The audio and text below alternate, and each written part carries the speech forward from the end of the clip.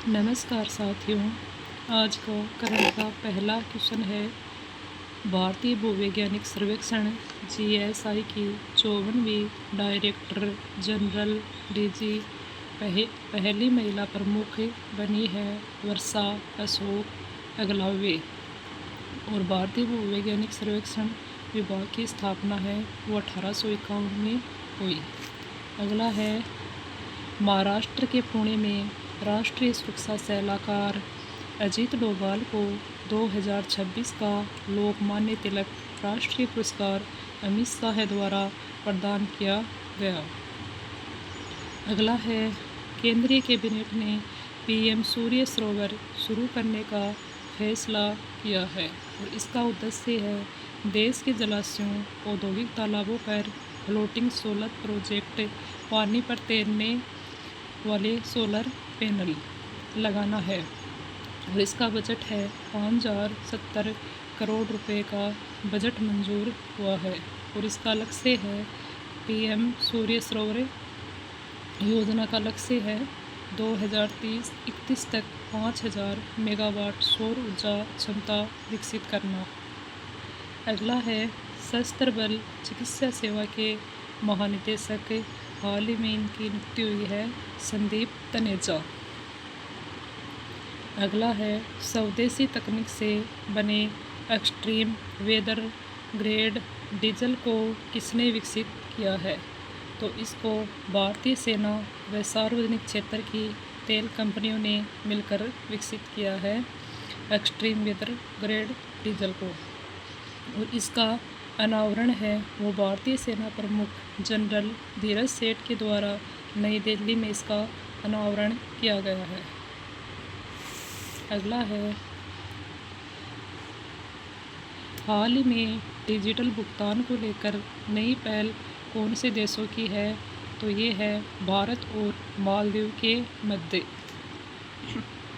मालदीव का हमारा भुगतान तंत्र अब भारत के यूपीआई से जुड़ गया है और यह सुविधा अभी बैंक ऑफ मालदीव व मालदीव इस्लामिक बैंक के साथ शुरू की गई है।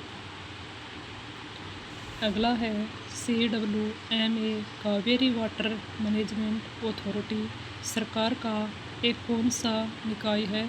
तो ये है कावेरी वाटर मैनेजमेंट अथॉरिटी वैधानिक निकाय है और इसकी स्थापना 2018 में अंतर्राज्यीय नदी जल विवाद अधिनियम 1956 के तहत हुई और इसका CWMA का कार्य है सुप्रीम कोर्ट के फैसले के अनुसार कावेरी नदी का पानी कर्नाटक, तमिलनाडु, केरल और पुडुचेरी के बीच तय हिस्से के अनुसार बांटना और इसकी निगरानी करना अभी चर्चा में इसलिए है। कावेरी वाटर मैनेजमेंट अथॉरिटी ने कर्नाटक की अपील खारिज कर दी और इसके साथ ही कर्नाटक को 15 दिन तक 3500 क्यूसेक पानी तमिलनाडु को छोड़ने के निर्देश को बरकरार रखा है। अगला है, peace mediation and rule of law का विषय पर आयोजित 3 दिवसीय कॉन्फ्रेंस का आयोजन है वो जयपुर में आयोजित किया जा रहा है और इसको संबोधित कर रहे हैं भारत के मुख्य न्यायाधीश Suryakant. Peace mediation and rule of law ये है 1 अगस्त 2 अगस्त और 3 अगस्त तक आयोजित किया गया है। अगला है, अजरबैजान के बाकू में चल रही अंडर 17 विश्व कुश्ती चैंपियनशिप में भीलवाड़ा की बेटी संध्या इस प्रतियोगिता में पदक प्राप्त करने वाली भीलवाड़ा की दूसरी और राजस्थान की तीसरी बेटी है अजरबैजान के बाकू में अंडर 17 में। और अगला है, राजस्थान सरसों उत्पादन में विश्व में तीसरे स्थान पर है और इसका लक्ष्य है वो 2030 तक इसे 2181 किलोग्राम प्रति हेक्टेयर तक पहुंचाने का लक्ष्य रखा गया है। सरसों के उत्पादन में विश्व में तीसरे स्थान पर और इसका लक्ष्य वो 2030 तक इसे 2181 किलोग्राम प्रति हेक्टेयर तक पहुंचाने का लक्ष्य है।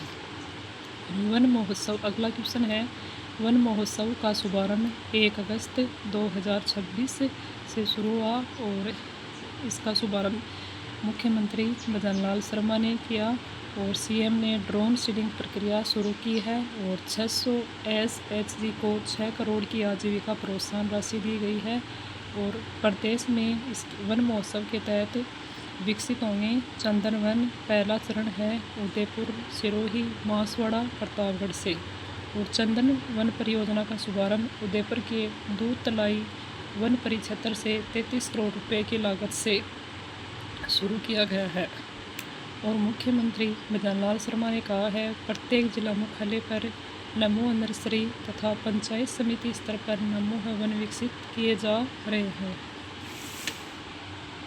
अगला है, प्रदेश को केंद्र से 6460 करोड़ की अग्रिम कर हिस्सेदारी, जिसके तहत विकास कार्य को मिलेगी रफ्तार। अगला है, प्रदेश में उच्च जोखिम वाली गर्भवती महिलाओं में एनीमिया व हाइपरटेंशन के उपचार और प्रबंधन के लिए SOP जारी होगी। इससे प्रदेश में एक समान उपचार प्रोटोकॉल की प्रभावी पालना सुनिश्चित हो सकेगी। इसके तहत वो प्रदेश में एक समान उपचार प्रोटोकॉल की प्रभावी पालना है वो सुनिश्चित हो सकेगी और स्वास्थ्य विभाग को ब्यावर, चित्तौड़गढ़, बारा, झालावाड़ एवं सलूमर जिलों में एनीमिया और हाइपरटेंशन की स्क्रीनिंग एवं उपचार पर विशेष ध्यान देना होगा। ब्यावर, चित्तौड़गढ़, बारा और झालावाड़ एवं सलूमर जिलों में। नेक्स्ट है, अगला है, भीख मांगने वाले बच्चों को NGO के जरिए शिक्षा से जोड़ेगी सरकार और इसका है वो पायलट प्रोजेक्ट जयपुर से शुरू किया जाएगा।